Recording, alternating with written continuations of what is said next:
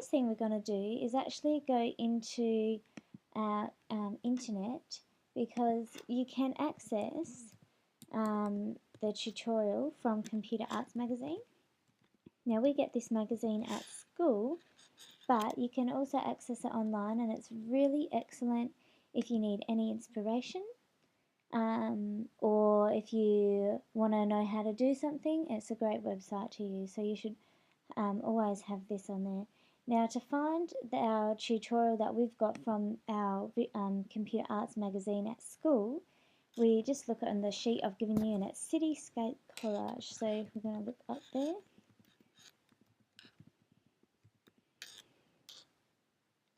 And research. And you can see here it is there. Let me just click on that one. And you can have a look here, and you can see that you can download the support files, which are all the different images and brushes that make up this fantastic image here. And you can also download the tutorial for free. Now I've downloaded both those things already. This one comes in a folder. This one is just in a PDF file. So if you want to practice with those first, I definitely encourage you to download both of those things there. And I'm pretty sure they're both on our Edmodo website. File and set the dimensions. Now mine's already on millimeters here. If you want to change it, I always make sure I've either got it in millimeters or centimeters, because I don't really know what a pixel, or I can't really imagine the others in my head, which is important when you want to actually do something. The resolution here, I've got 300. That's a good high resolution, which you should have on yours, especially if we're printing them off in A3 like we want to. Okay, so go OK for that. I could have saved it as a different thing. And I'm going to go on here and go screen mode, because I've actually got quite a bit of stuff in the background there. Now the next thing it says to do is looking at making that font an actual brush, and this is one of the key steps, and it's a really good technique that you should definitely take on board and put into some of your own original work as well. So to do that, we are first going to use the brush already given to us in that folder that you could have downloaded from the Computer Arts website. And we'll have a look. It should be on my desktop. Pretty sure it's that one there. And this is it, the PSC brush. Okay, so I've put that there. Now first of all, when I went to go edit, define brush preset, it lets you do that. Sometimes I did have trouble defining it as a brush preset when I first did it, because it was too big, and I had to make it smaller. Okay, use it. Now you'll find that if you go into your brushes here, I've already had a play around with it, so you can see it's already done there. But to get this little box up, all you do is go into Window, Brush, and then it comes up like this. It's really excellent, and it's definitely worth experimenting with. Now to get the brush that they've got on the Computer Arts tutorial, you go into Shape Dynamics, and you can see I've changed that to 25 there, and I've changed that to 25, and I've also gone into Scattering and changed this one here to 200. And then I'm going to start my tutorial. Now this is how you choose your colours down here. I've already got a black, so I don't need to do too much with that. I'm also it says about 80, but I'm going to use it about 100 so you can see a little bit clearer.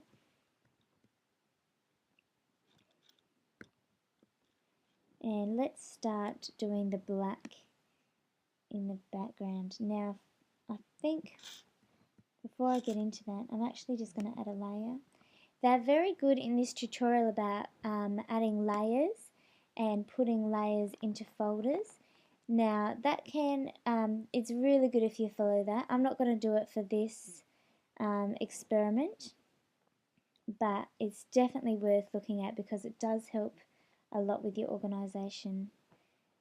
Now you can see here, because of the jitter and the scatter on our brush preset, it actually has a fantastic effect, a really grungy effect, and it's like the typography is really part of the image.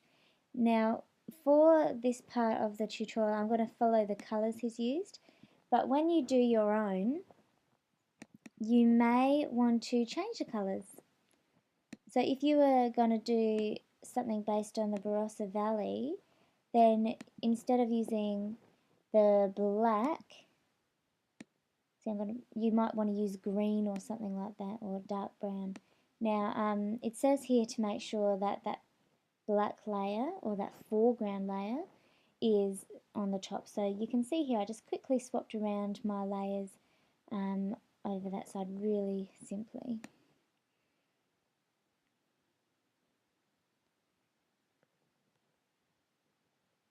Now I'm doing my brown. This is my mid-ground layer here. Now I've actually made a mistake there and I actually started drawing on there. So I want to make sure I'm drawing on this layer here. You can see that's got a different effect because it's actually going behind it.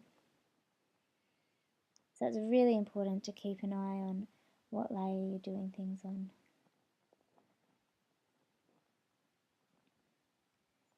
Now creating this brush preset or creating brushes is something that you will be quizzed on, so make sure you remember that. Now I'm going to add another layer, put it down the bottom here, click on it so I'm on the right one, change it to blue, whatever colour you would like to do.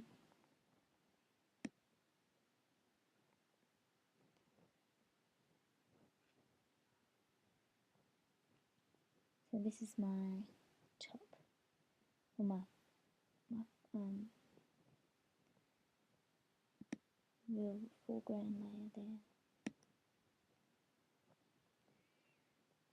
Okay, and you know you could do it as exactly like they've got on here, or you can just use this opportunity to have a go. Now what I'm going to show you how to do next is they talk about on step 5 of the tutorial. It says begin adding silhouetted items. Now to do that you just go file open, and if you should have your folder here. Now I'm not going to go through all of them, there are so many fantastic images, and you'll notice that one thing I love about this tutorial is the quality of the images that this designer uses. They're fantastic photos. Now I'm just going to get rid of my brush presets. Go away. Now here it says you can get rid of the bits that you don't want to use, and when you use your own photographs that you can do the same thing. So using our magic wand tool, actually before I do that I'm going to go Control D to deselect that.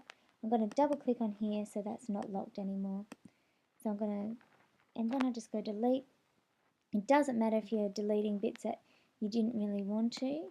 Now I've still got a little bit there. I'm just going to go Control D to deselect that, and I can use this eraser, but if I want to change my eraser back I can just change it back up here, which is probably a good idea. Now I also want to get rid of this sort of section around here, and so I'm just going to crop this image probably down to about there. So enter. Now I'm going to go back to this little arrow here, and I want to drag this over onto my other picture. Okay, so you can see it's up there.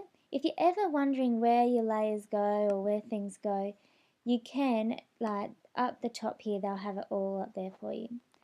So then I'm going to drag that into here. You can see there it is. It's kind of small, but it doesn't need to be much bigger than that. Before you drag it on though, so I'm just going to delete it, It does, I think it does tell you to do your a bit of manipulation on this image here before you drag it along. And the way it does it is it wants you to turn it into like a silhouette. Now this image it's got heaps of good texture in it, but it does work well as a silhouette in this tutorial.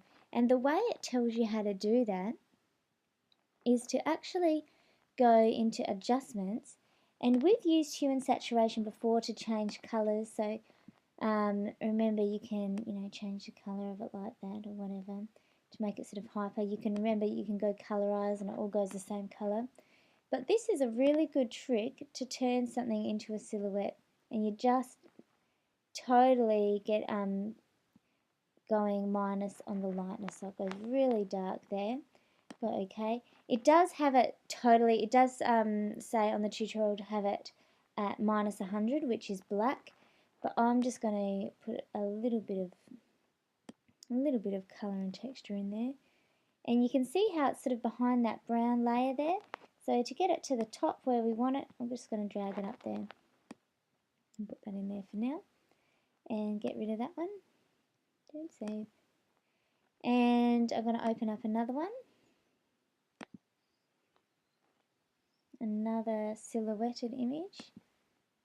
That's a fantastic one. I'm going to use that one. Now it gives you a really good little tip in here. When you're using your magic wand tool, if you tick on the contiguous, then it actually selects all that white in there. But of course I didn't double click on, I didn't unlock my little thing yet, so I need to do that and then delete. Go back here and I can drag that straight into this layer,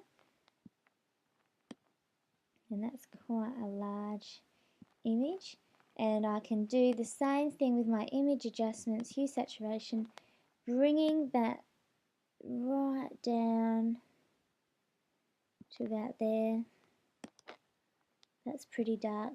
Okay, and to make that image smaller, remember you go Command T and press Shift if you want to keep it in proportion, and then just drag it and then enter to get rid of that. You could even make, I might even make that a little bit smaller to fit in with everything. Okay. Obviously the one that the designer has used in computer arts, he's got lots and lots of different silhouettes that he's used, and we're just gonna, because this is just a demo for you guys, we're just going to use a couple. Okay, so you can sort of display yours in any way you like, and move them around, and you can also duplicate them. So to duplicate that layer, I'm just going to put it down here, and now we've got that same one here. Now you can, to switch that around, you can go image, rotate, and edit, to transform and things like that. But I just go Control T, and I'm just going to do it a really quick way and just go like that. A bit of a cheats way, really. And I like how these two bridges are here.